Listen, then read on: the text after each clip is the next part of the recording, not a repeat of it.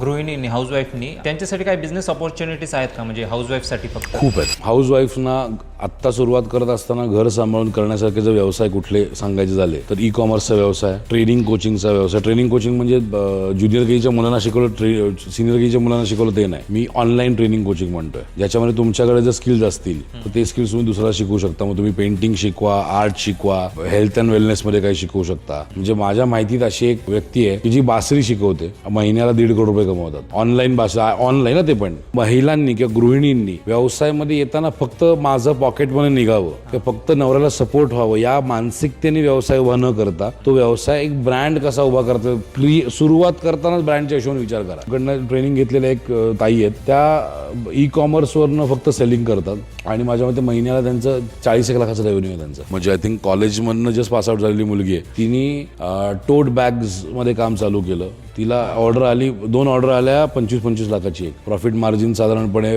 12-13% profit margin. Investment काही नाही केली तिने, फक्त मार्केटिंग केलं. त्यासाठी ॲडव्हर्टाइजमेंट लागत असं ना मेन फक्त. सोशल मीडियाचा वापर करा ना. सोशल मीडियाचं गणित सांगायचं झालं ना तर सोशल मीडियामध्ये तुम्ही 1 रुपया टाकला तर 3 रुपये परत येतात.